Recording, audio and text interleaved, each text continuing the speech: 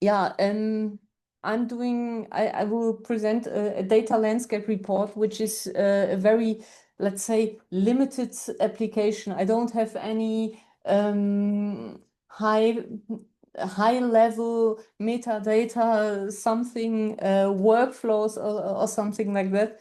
We have a very limited view to our data landscape. Jetzt brauche ich nur noch weiter. So, yes, a very short agenda. I want to give a very short introduction of my work, of the file services, which in the end were led to the motivation doing a data landscape report. If it happens, I will do a live demo of the tool and then, of course, a little outlook of what we are going to how we are going to continue with the DLR and some other metadata tools. I'm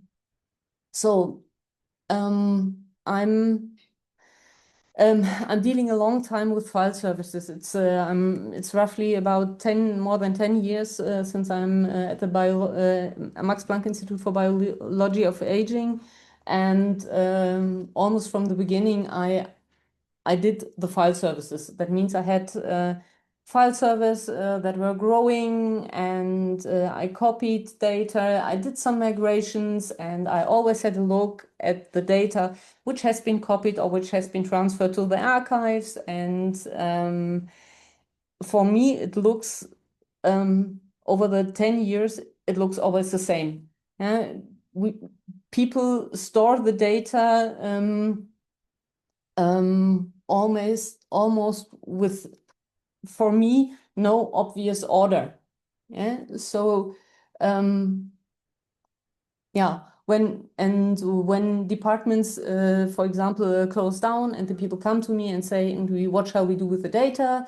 I say, where is it? And it's really frequently that they even don't know all the data where it is.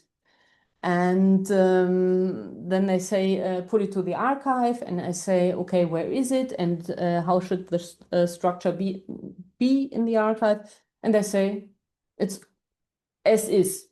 So I'm putting terabytes and terabytes of data to a new location, but we don't see any order or RDM.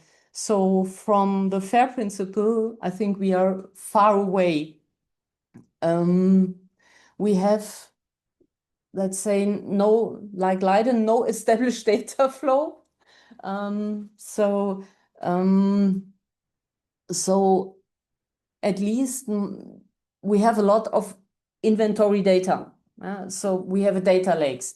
And when we get to the departments and say, you need a kind of data management, you need data stewards, they frequently say the data belongs to the department and it's not your job. It is, because I'm from the IT department, but even the hint, please take care about it. You should find it if your people leave your department. They say, all is fine, we find our data.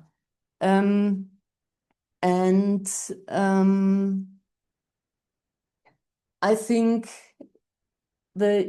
we have roughly at the moment 800 terabytes of data on our living file server, and we have 450 terabytes in our archives.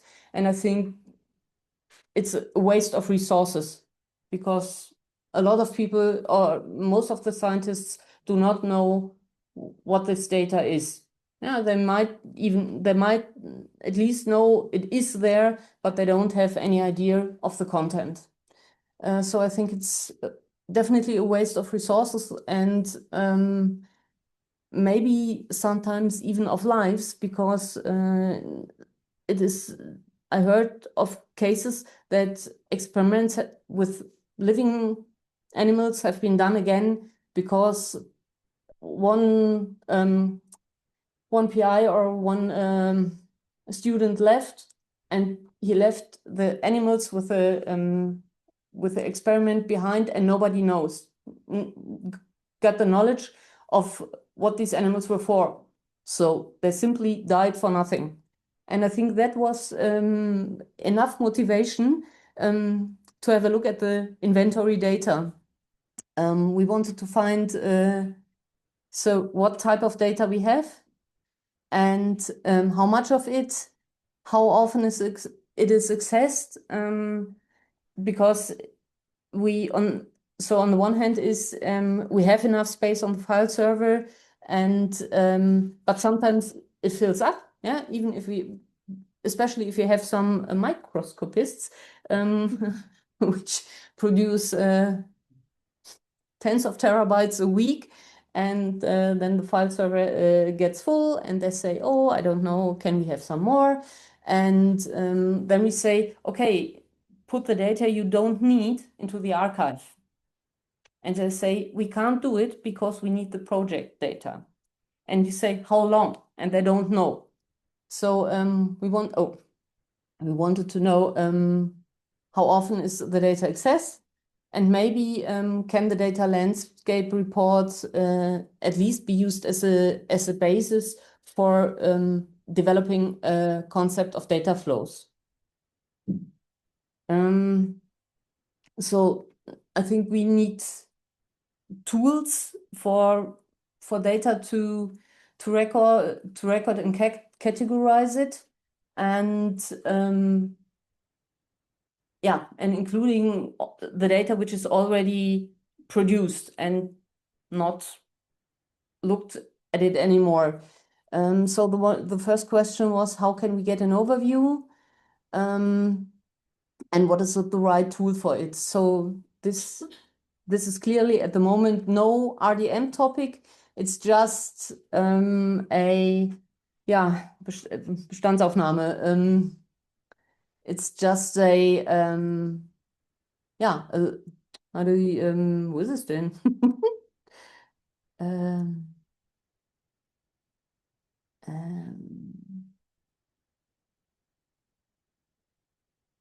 huh. It's just a look at what it is at the moment. So then when I was on my way to find the tool, I attended a product presentation of the Graudata, that's the company. They have a tool called Metadata Hub. The Metadata Hub itself is at last the base, or at least the basis for the DLR, but it has a broader functionality.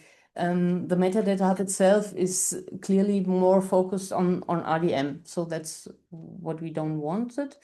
And during this presentation, I found they showed this slide, and it was a real eye-opener for me, because I think this depicts clearly where I want to go. Yes, so you have the data.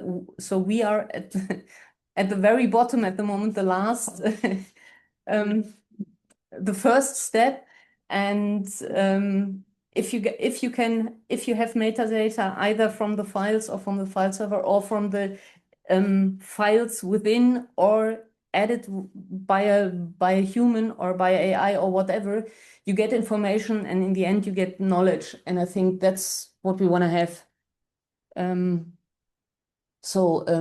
Yes, the DLR is no RDM. I already said it's based on the Metadata Hub.